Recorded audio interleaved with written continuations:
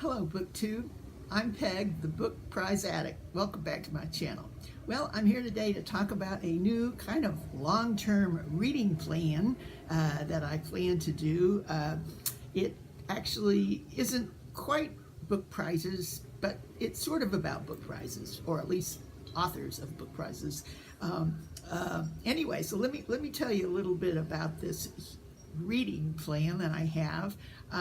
It actually has come at a very good time because though I love following book prizes, and you know I follow everyone I can find, for some reason I'm getting a little bit wanting to read some older things, not just all new prizes, all new books, which of course book prizes are. And I was trying to think how I could work that in, and this fantastic opportunity just came up. Well, first of all, I've mentioned here before, but for some of you new subscribers, I must mention my book hero goes by the pen name of Mookse and Gripes. It's actually a man named Trevor Barrett, and I have been following him for many years, actually before Goodreads, where he had a wonderful book blog, which he still has. And for a long time, he was the only one that I ever heard discussing book prizes on the web.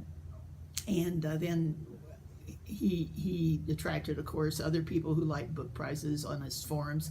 Then he actually, when Goodreads came about, he has his own forum called Mookse and Gripes. Now that's supposedly, I believe, I hope I'm pronouncing it right, from a term in Finnegan's Wake, and I think he's known as the Mookse. Anyway, but I've talked about him before, and I've given all the information down below. You can find his blog, you can find the Mookse and Gripes forum on Goodreads, which is really what I'm pushing here. But here's the deal. Every year, this will be the third year in a row, Trevor, the Mookse, thinks up a wonderful tournament of 64 literary things to read. And during the month of March, when March Madness is going on in many kind of tournaments and things, where different things are pitted against each other, and you start with 64 and come out with a winner. He has done that with, the first year was books, the second year, last year was short stories, and this year it's books that are by authors that have been on the Booker long list or short list at least 3 times. Okay, now I've given all the links below to the list he's come up with. 64 books by 16 authors, 8 men, 8 women, that have been on the Booker long list or short list at least 3 times. Now, one of the reasons I like this is to have been on that list 3 times, you've got to be an older author. In some cases, they're not even living, and they're older books. And also, back in those days, Americans weren't on the list, so it's all English books, which I'm very interested in. And it reminded me that until the 90s, like during the 70s and 80s, I read a lot, but it was hard to get a hold of books that have been published in England. It's not like now where you can go to Book Depository or things are almost published simultaneously in both countries. I would hear about books that are published in England. I'd never see them in the bookstores or around. So this gives me a chance to look back into some of those ones from the early days by authors that now became famous that I can reread and think about and discuss. So that's why I'm really excited about this list. Now take a look at the list, and you'll see there's all 64, and he has them listed in order of their chronology of them being published. So I am going to start reading this list. Incidentally, I have till March, and I've figured out how many I have to read a week, plus I've read a few of them to finish them all, but I'm determined to do this and enjoy it.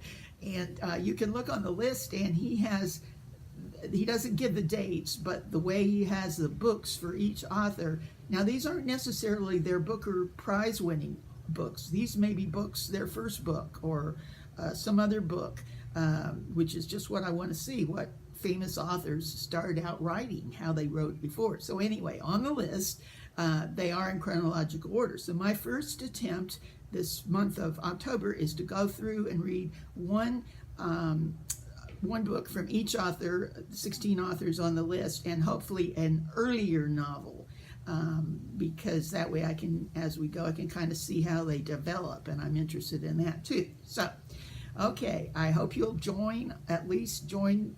watch the goings on the forum and take a look at his blog. But it's for the quintessential book prize lover, I'll say that much. Okay, let me start just a little bit this time. I hadn't meant to spend so much time telling you about it, but I'm very enthused about this prize. And with 3 books, I figured out if I read 3 a week, I can do it. Barely, so it won't hurt if I read more, but I have 3 to talk about today.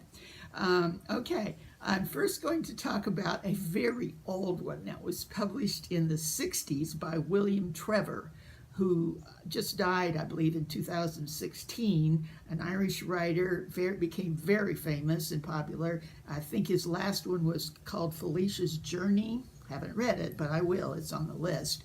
And it was made into a movie. But here is one that was published in 1966, one of his first ones, called The Love Department. Take a look at that picture. That was pretty daring for a book in 1966. And this, I think, is the original paperback. I love when I can get the originals, the old ones. And it's obviously a naked woman laying on a bed looking over to the other pillow. And okay, so let me tell you about the book.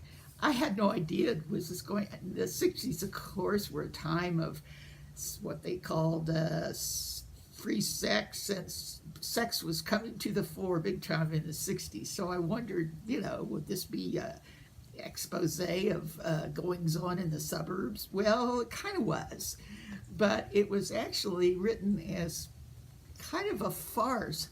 I would say the English kind of farce. Actually, it's a story of a young man, Edward, who gets out of some kind of institution, I'm not quite sure, and goes to London and gets a job in what is called the Love Department and it's the department of a magazine that has a woman who has a lovelorn column.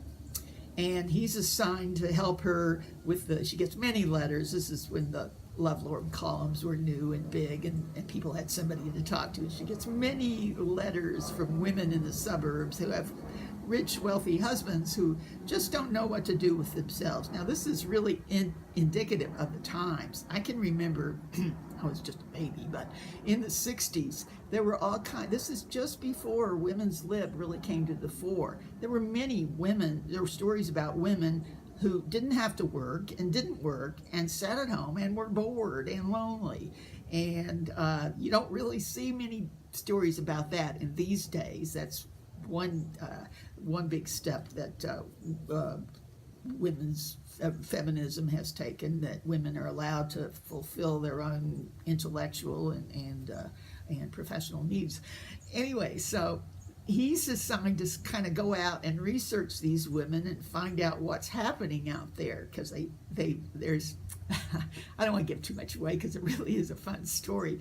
There's a man called Septimus Twom going around kind of helping out these ladies for money or whatever, and it's just a riotous story. It's also serious in some ways, and very interesting. A book that could not have been written at any time but the 1960s. So that gave me a touch. This is the first book I've read by William Trevor, but obviously not the last. Oh, I am talking too much.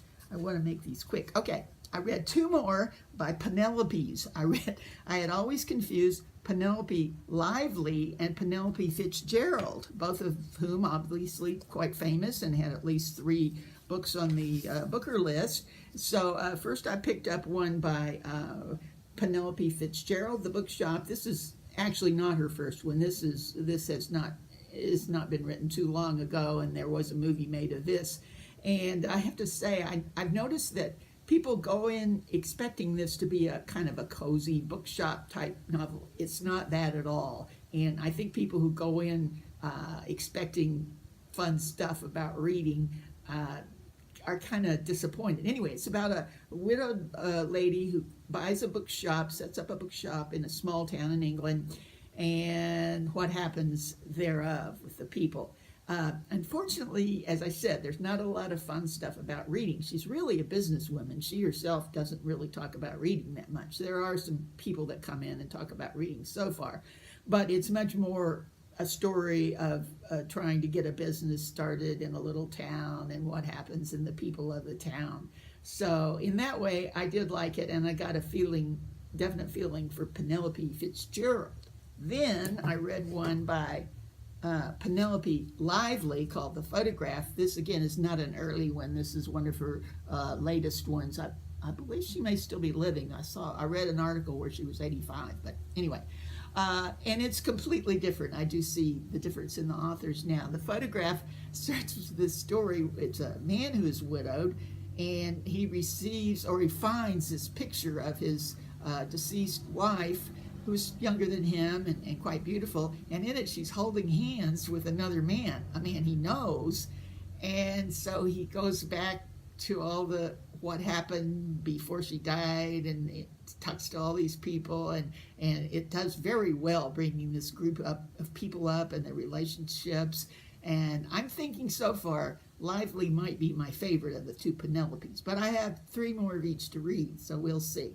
Okay, I just wanted to introduce this. I don't even mean to go this long. Oh my, too long. Okay, I will be back next week with 3 or 4 more that I've read, and I hope some of you all will join me.